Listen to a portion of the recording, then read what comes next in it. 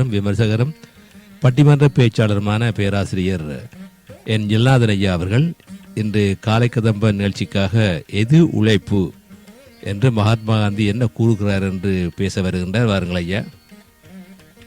தமிழே அமுதே வருவாய் நிறைவாய் தருவாய். உலகெங்கும் உள்ள தமிழ் உறவுகளுக்கும் ஜெர்மனி தமிழறி வானொலிக்கும் நேயர்களுக்கும் திரு நைனை விஜயன் அவர்களுக்கும் திருமதி சசிகலா நைனை விஜயன் அவர்களுக்கும் என் வணக்கம். எது உழைப்பு? மகாத்மா காந்தி கூறுகிறார் எனும் தலைப்பில் சில விடயங்களை உங்களோடு பகிர்ந்து கொள்கிறேன். தக்கோலம் என் ஜலநாதன், உத்திரமேரூர், தமிழ்நாடு. எது உழைப்பு? மகாத்மா காந்தி கூறுகிறார், மெய் வருந்தி பாடுபட வேண்டும், அதுவே உழைப்பு என்கிறார் காந்தி. மண்ணை திருத்தி வெயிலில் உழவன் செய்யும் உழைப்பை மேலான உழைப்பாக கருதினார் அவர். தச்சன், கொல்லன், சேனியன், வாணியன், நாவிதன், தோட்டி, வண்ணான் முதலியோர்களுடைய வேலைகளையும் அவர் உழைப்பாக மதித்தார். இதனால் கவிஞர்கள், விஞ்ஞானிகள், ஓவியர்கள், இசை வல்லுநர்கள் ஆகியோரை அவர் பொருட்படுத்தவில்லை என்று நாம் நினைத்துவிடலாகாது. நம்மைப் போலவே அவரும் அவர்களை மதித்தார். நீங்களும் உங்கள் கலைகளும் மேலானவைதான். ஆனால் உணவு வேண்டுமானால் நீங்களும் உடம்பால் உழைத்தாக வேண்டும் என்கிறார் மகாத்மா காந்தி. என்ன இது? காவியம் புனையும் கைகள் மண்வெட்டி பிடிப்பதா? அதிசயமாக இருக்கிறதல்லவா? ஆனால் காந்தி இதற்கு அளிக்கும் பதில், உடம்பின் தேவைகளை உடம்பே நிறைவு செய்ய வேண்டும் என்கிறார் மகாத்மா. உழைத்து சாப்பிட வேண்டும் என்பதில் கண்டிப்பாக இருந்த அவர் இருவகை மக்களுக்கு மட்டும் அதிலிருந்து விலக்கு அளிக்கிறார். அவர்கள் அந்த விலக்கு அளிக்கும் மக்கள் என்பவரை சுட்டி காட்டுகின்றார் மகாத்மா காந்தி. நோயாளிகள், வேலை செய்ய சக்தியற்றவர்கள். மற்றவர்கள் யாரா இருந்த போதிலும் அவர்களுக்கு இதிலிருந்து விதிவிலக்கு கிடையாது. அன்றாட உணவுக்கு மனிதன் அன்றாடம் உழைக்க வேண்டும் என்கிறார் மகாத்மா. மாபெரும் செல்வச்சீமானாக விளங்கிய ருஷ்ய ஞானி டால்ஸ்டாய் உழவர்களுடன் உழவராக வயலில் சேற்றில் வேலை செய்தார். கோடாரி கொண்டு விறகு வெட்டினார் டால்ஸ்டாய். ஏழையைப் போல உடை உடுத்தினார். எளிய உணவை உண்டார் டால்ஸ்டாய். டால்ஸ்டாய்க்கு பின் இக்கருத்தை பரப்பியவர் காந்திஜி தான்.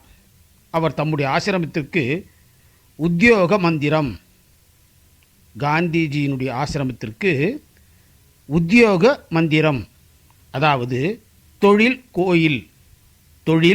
கோயில் என்று பெயர் வைத்தார்.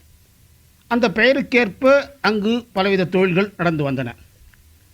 பயிற்சி பெறுவதற்காக அவரிடம் பெரிய பெரிய அறிஞர்கள் செல்வார்கள். காந்தி அவர்களுக்கு உடல் உழைப்பு சம்பந்தமான வேலைகள் ஏதாவது கொடுத்து, இதுதான் பெரிய படிப்பு என்பார். பொருளாதார வல்லுநராகிய சீமன் நாராயண அகர்வால் மகாத்மாவை காண சென்றிருந்த போது காந்தி அவரது கையில் துடப்பத்தை கொடுத்து தோட்டி வேலை பார்க்க சொன்னார். பேராசிரியராய் இருந்த கிருபாலினியை அடுப்பங்கரையில் காய்கறி நறுக்க வைத்தார். இன்னும் பலரை அவர் இவ்விதம் வேலை வாங்கினார். அவருடைய ஆசிரமத்தில் உணவு வேண்டுமானால் வேலை செய்தாக வேண்டும். உழைக்காதவர்களுக்கு காந்திஜியின் ஆசிரமத்தில் உணவு மட்டுமல்ல, ஒரு வாய் தண்ணீர் கூட கிடைக்காது. ஆசிரமத்துக்கு கிணற்றில் ஒரு வாளியும் கயிறும் தொங்க விடப்பட்டிருக்கும். ஆசிரமத்திற்கு வந்தவர்களுக்கு தாகம் எடுத்தால் அவர்கள் கிணற்றிலிருந்து நீரை இறைத்துத்தான் சாப்பிட வேண்டும். ஆசிரமத்திலிருந்து யாரும் தண்ணீர் கொண்டு வந்து கொடுக்க மாட்டார்கள், கொடுக்கவும் கூடாது. இது அங்கு ஒரு விதி. இது சம்பந்தமாக காந்தி ஒரு அன்பரிடம் சொன்னது, தேகபலம் வாய்ந்தவர்களுக்கு உணவோ நீரோ அளிப்பது சோம்பலை வளர்ப்பதாகும். தண்ணீர் வேண்டுமானால் இறைத்து சாப்பிடட்டும், உணவு வேண்டுமானால் வேலை செய்யட்டும். உடல் உழைப்பை மனித குலத்துக்கு ஆண்டவன் வகுத்து தெய்வீக சட்டமாக கருதினார் மகாத்மா அவர்கள். எல்லோரும் அன்றாட உணவுக்காக அன்றாடம் சற்று உழைத்தால் வறுமை, துன்பம், கவலை, நோய் இவை மறைவதுடன் ஏற்றத்தாழ்வும் இராது என்கிறார் மகாத்மா காந்தி அவர்கள். ஆனால் எல்லோரும் உடனே இதை ஏற்றுக்கொண்டு விடுவார்களா? மாட்டார்கள். காந்திக்கும் இது தெரியும். குறிக்கோளை கண்டு மலைத்து போய் எதுவுமே செய்யாமல் இருப்பதை விட ஏதாவது கொஞ்சம் கொஞ்சமாக முன்னேறலாம் அல்லவா? இதற்காக நம் எல்லோரையும் அவர் நூல் நூற்கச் சொன்னார். உடை நம் இன்றியமையாத தேவைகளில் ஒன்று என்பதை இங்கு நாம் நினைவில் கொள்ள வேண்டும். அரை மணி நேரம் நூற்றாலும் கூட போதும் என்றார். நூல் நூற்பை உடல் உழைப்பின் ஒப்பற்ற சின்னமாக மகாத்மா காந்தி அவர்கள் மதித்தார். இருந்த இடத்தில் இருந்து கொண்டே எல்லோரும் செய்யக்கூடிய உழைப்பு அது. காந்தி இதை சூத்திர யஜ்ஞம் என்று அழைத்தார். சூத்திரம் என்றால் நூல், யஜ்ஞம் என்றால் வேள்வி. நூல் நூற்பை வேள்விக்கு நிகராக கருதினார் அவர்.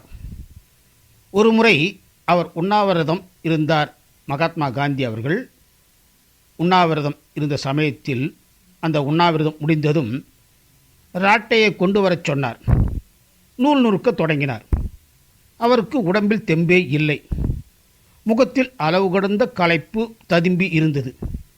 மூச்சு திணறிற்று.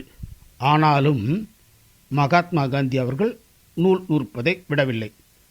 பாபுஜி, தயவுசெய்து இன்று நூல் நூற்க வேண்டாம், நிறுத்திவிடுங்கள், இளைப்பாருங்கள் என்றார்கள்.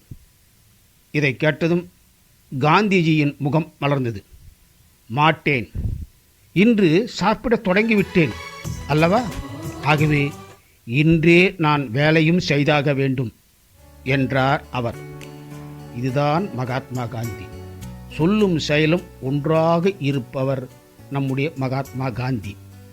வாய்ப்பளித்த ஜெர்மனி தமிழர் வானொலிக்கு நன்றி, வணக்கம். தக்கோலம் என் ஜலநாதன், உத்திரமேரூர், தமிழ்நாடு, சங்கத்தமிழ் இலக்கிய பூங்கா.